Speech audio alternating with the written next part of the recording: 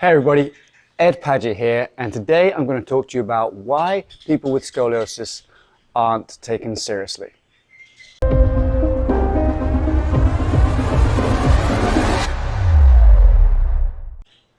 Alright, I want to tell you a story. So, when I first started practicing as an osteopath, I would have people come and see me with scoliosis. Now, these were usually adults because children with scoliosis in North America anyway, in Canada specifically where I was, usually see a pediatrician and an orthopedic surgeon, and they take that child through the process of monitoring the scoliosis and potentially having surgery. But it's the adults who are left in the cold by the medical profession. So I would see usually women, because women are more likely to have scoliosis than men. And about 2% of the population actually have scoliosis. So it's a lot of people. So I'd usually see women come into the clinic complaining of back pain. And they would say, I think it might be something to do with my scoliosis. I said, well, tell me more about that. And they would say, well, I had a scoliosis as a kid, but we didn't want to have surgery, so we didn't do anything about it. I would start taking case history, which means asking about their history. And they would usually be in their 50s, menopausal, postmenopausal, and they felt as though their scoliosis was getting worse. And I believe that this is actually true because some research suggests that over the age of 50, the scoliosis can get worse at 1 to 7 degrees a year. And this is most likely due to hormonal changes. But also with women, after they have children, they generally don't get their what they call core strength back if you don't do specific exercises. So let's say in their 30s they had some children, 40s they haven't really done anything to rehab that. Now they're in their 50s, there's hormonal changes and they feel like the scoliosis is getting worse. And the symptoms of that can be a rib hump, especially if they have a reverse S-shaped scoliosis, which most scoliosis is. 85% of scoliosis is reverse S-shape. They'll have a rib hump on their right side of their upper back and a thickening in their lower left side. So they might notice that rib hump is increasing, getting worse. They may also notice that they are more listed to one side or that the pain is actually getting worse. So I'd listen to these people explain to me how they coped with scoliosis, their history of scoliosis, and as an osteopath, I realized that my training didn't really equip me with the knowledge to help them. I could lie them down, do some manipulations, maybe some massage and so on, but really that has a very short-term effect. Then I looked at other trainings as well across chiropractic, physiotherapy, massage. No one is really trained at the undergraduate level to manage scoliosis. It's only at the postgraduate level that you learn about these things.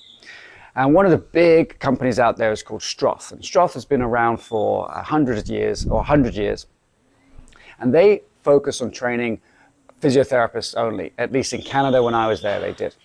But there are other groups in the UK, for example, and the Czech Republic. There's a company called Spiral Stabilization. In the US, there's the Clear Institute, which is mainly chiropractors. So each profession has sort of realized that there's this lack in their training, and each profession has its own little scoliosis type of training. But ultimately, when you bring all those different schools together, of which there are 7, and I'll link that in the notes below, there are 7 schools. They all kind of do the same thing.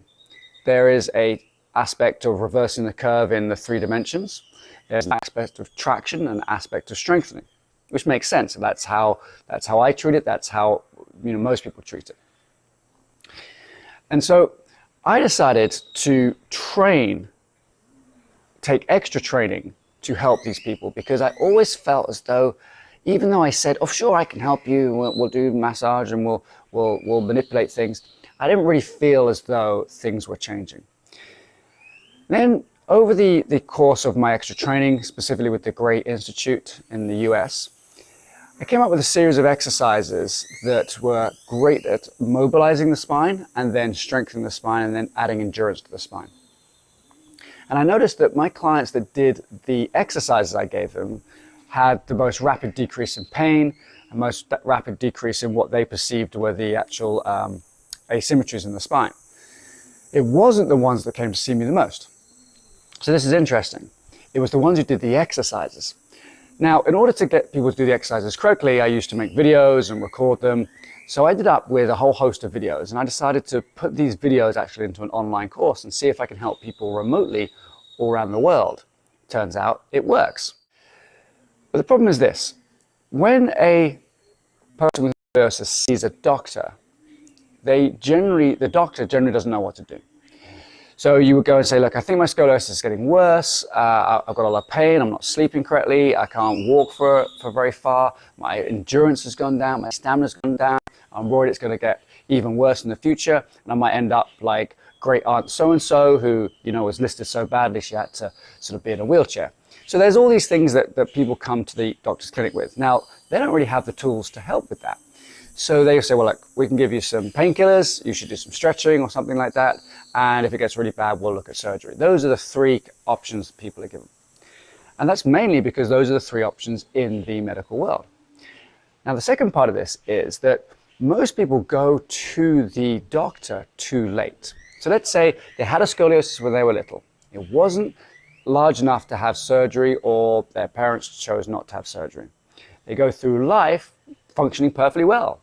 Maybe have some kids, have a great career, all that kind of stuff. Then they get to their 50s and 60s, hormonal changes, muscular strength changes and so on, then the curve starts getting worse. But they don't really do much about it because historically they haven't felt as though they should, because this curve has been just fine. Now it starts to cause them pain, arthritis sets in, and the curve angles increase. Then they decide to see their doctor. So what can the doctor do? Now let's backtrack that slightly.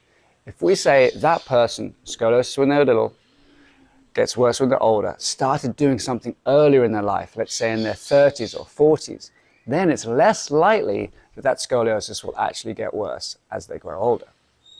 That is my goal. My goal is to try and get people to take action sooner. But it's difficult because if you have a scoliosis and you have no symptoms, you just know it's there, or maybe even you just remember it's there from some x-rays you had as a kid, or maybe you're only reminded of it when you buy a new pair of pants and one of the legs is a little bit longer than the other, then you're not really motivated to do anything about it. But the more people I work with, the more I realize that that is the population I want to work with. Because when you're in your 60s, 70s, and 80s, especially if the scoliosis is rapidly increasing, it becomes a lot harder to slow that down and try and stop that curve, and maybe even potentially reduce it just a little bit. Now, there's many ways in which I do this and other people do this as well. But for me, it's through exercise and movement, but also a whole body approach.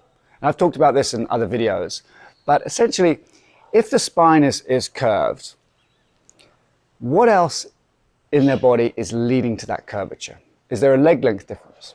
Is there an habitual posture where one knee is bent, tilting the pelvis one side? Did they have a fracture in their collarbone when they were little, which pulls one shoulder forward? Is there a malocclusion in their jaw, which creates a shift in their TMJ, which can then transfer down the spine? So a whole body approach is where I go with this. Because if we can take a little 1% from the jaw, 1% from the shoulder, 1% from the hips, 1% from the knee, we can then put that back into the best position it's going to be. It doesn't have to then compensate for other things going on in the body. Now, if you're interested in learning more about how I work with this, you can click the link below, and the program's called the Scoliosis Correction Protocol. You can put your name into an email list and I'll send you some free videos on how this process actually works. But more importantly, if you like this video, if you like the content I'm putting out there, please like and subscribe, and send this video to anyone who you think might need this, who might need their perception changing a little bit on scoliosis and how to manage it. And also they might want to hear that yes, exercise, movement, and a whole body approach can help, and surgery isn't the only way of treating scoliosis.